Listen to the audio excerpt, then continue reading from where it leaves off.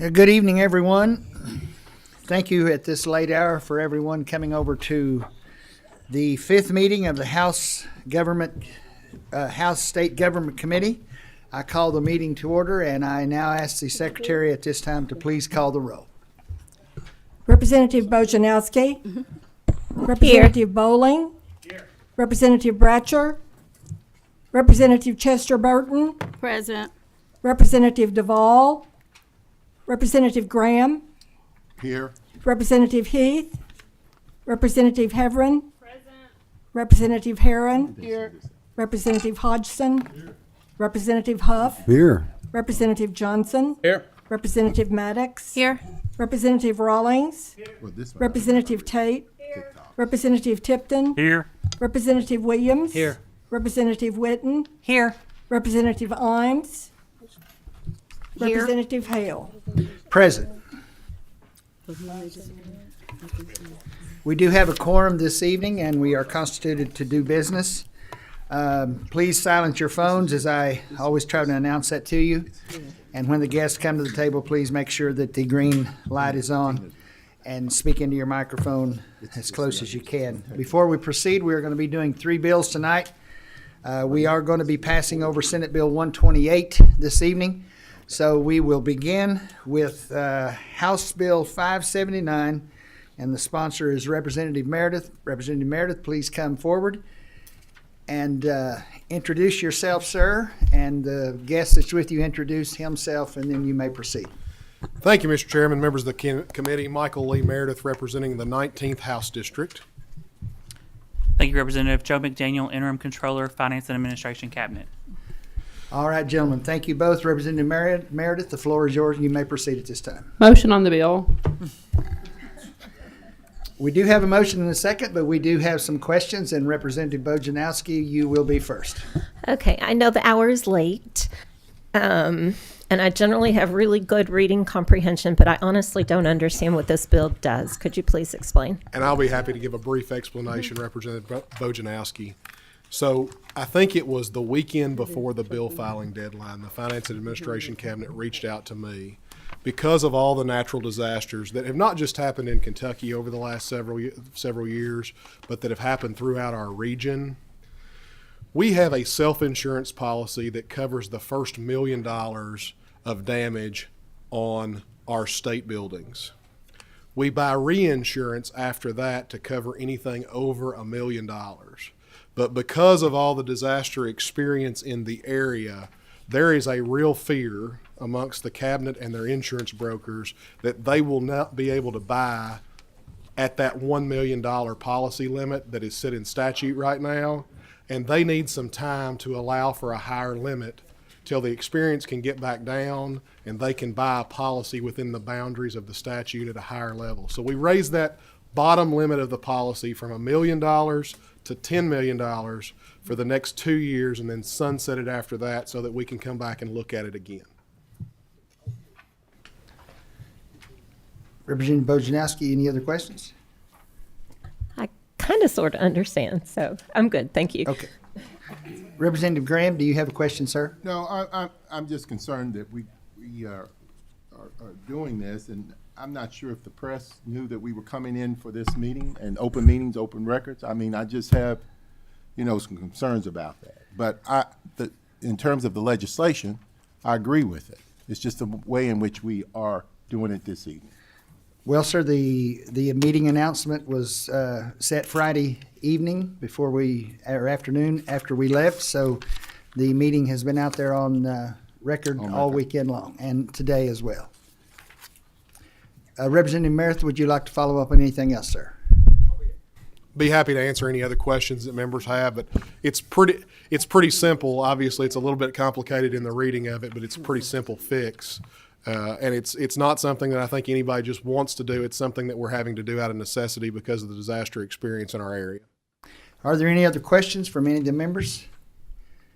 Seeing no further questions or comments, we do have a motion and a second on House Bill 579. Would the Secretary please call the roll at this time? Representative Bojanowski. Yes. Representative Bowling. Yes. Representative Bratcher. Representative Chester Burton. Yes. Representative Duvall, Yes. Representative Graham, Representative Heath, Representative Heverin, Yes. Representative Herron, Yes. Representative Hodgson, Aye. Representative Huff, Yes. Representative Imes, Yes. Representative Johnson, Yes. Representative Maddox, Yes. Representative Rawlings, Yes. Representative Tate, Yes. Representative Tipton, Yes. Representative Williams, Yes. Representative Witten, Yes. Representative Hale. Yes. The bill has 18 favorable yes votes and 0 no votes. Passes with favorable expression. Thank you, Representative Meredith, for being with us tonight and your time this late this evening. Thank you, Mr. Chairman, members of the committee. I only wish we had a consent calendar. The next item on the agenda this evening is Senate Bill 20, sponsored by Senator Mills. Senator Mills, would you please come forward this evening? And if you don't mind, sir, introduce yourself, and then we shall proceed. Thank you, Mr. Chairman. Robbie Mills. I'm State Senator from the 4th District in Northwest Kentucky. Senator Mills, you may proceed. Thank you, Mr. Chairman. May I, before you do, there is a Motion on there is a committee sub, House Committee sub on this bill. There is a motion, and was there a second? Okay. And we do have a question. Representative Bojanowski, you may proceed, ma'am. Yes, if you could just explain the difference between the sub and the original bill. Yeah, the sub actually the sub actually gets the exclusion of the universities correct. It was incorrect from sub 1 to sub 2. There was some slight changes coming over from the Senate also, so very technical. We had our communication crossed up. The universities wanted to be exempted from this. That makes sense? Yeah. There was a motion on the sub by Representative Tipton and a second by Representative Heverin. Any other discussion on the committee sub? If not, all in favor say aye. Aye. All opposed, likewise. The motion carries. Right. Mr. Chairman, just a brief Proceed, sir. brief explanation here. We've all heard and read concerns related to the digital app TikTok. The FBI has warned that the Chinese could use the app to influence or even spy on its users. TikTok continually harvests data, which can possibly be accessed by the Chinese government. The FCC is asking Apple and Google to remove TikTok from their app stores for its pattern of data stealing. Nearly half of the states and Congress have already banned TikTok from government devices. It's time that we add Kentucky to this list and protect our Commonwealth's digital data and our networks. This bill will remove TikTok from executive and legislative networks and devices and direct COT and the LRC to implement controls to prevent the use of TikTok. Motion on the bill is amended by the committee sub. There has been a motion on the bill as amended by the committee sub, and there was a second. There is a question by Representative Whitten. Thank you, Senator Mills. I love the bill. I had a quick question. You mentioned devices and networks. Would that include like Wi-Fi networks within schools? Because I think that could be an important inclusion in this bill. Yeah. Well, this bill just pertains to executive branch and to the legislative branch. The universities are excluded, so this does not go into post-secondary education. Nor Would you like to follow up with a question? I'm sorry, yes. Nor like K-12 No, or I'm sorry. I said post-secondary. I meant education, so K through 12 Okay. education. Okay, thank you. Yep. Any other questions? Seeing no further questions, again, we have had a motion and a second on the Senate Bill 20 as amended by the committee sub. Seeing no further discussion or questions, please call the roll at this time. Representative Bojanowski, Yes. Representative Bowling, Yes. Representative Bratcher, Representative Chester Burton. Yes. Representative Duvall. Yes. Representative Graham. Yes. Representative Heath. Representative Heverin. Representative Heron. Yes. Representative Hodgson. Aye. Representative Huff. Yes.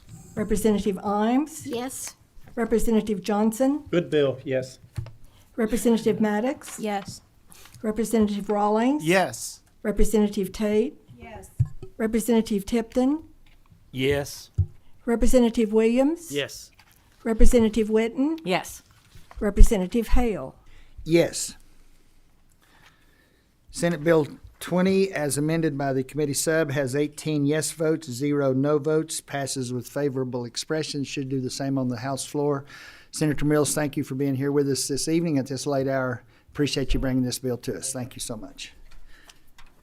The third and final agenda on our agenda, the third and final item on our agenda this evening, pardon me, it has been kind of a long day, is Senate Joint Resolution 79, sponsored by Senator Carroll. Senator Carroll, thank you, sir, for being with us this evening, and you may proceed at this time, sir. Thank you, Mr. Chairman. I'm Danny Carroll, the state senator from the 2nd District.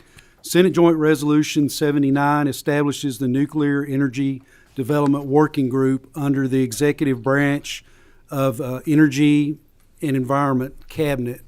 The resolution also sets the membership of this working group, and it's made up of various stakeholders in nuclear energy and various experts.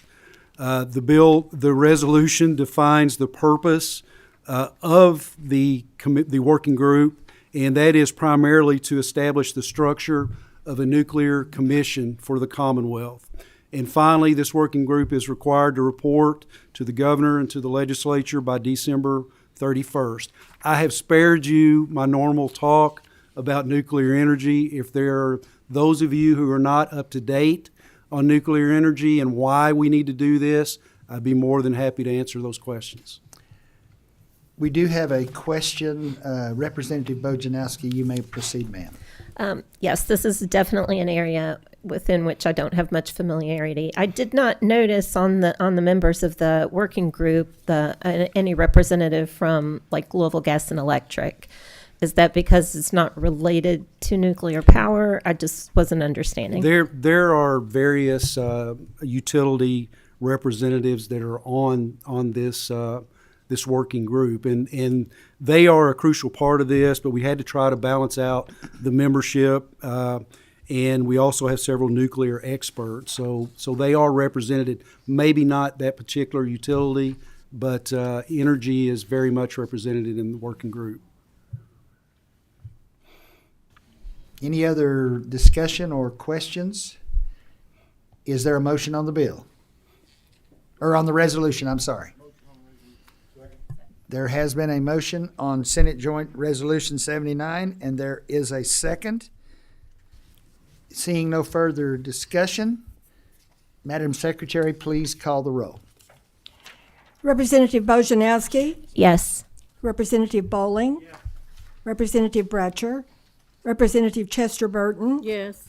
Representative Duvall. Yes. Representative Graham. Representative Heath. Representative Heverin. Representative Heron. Yes.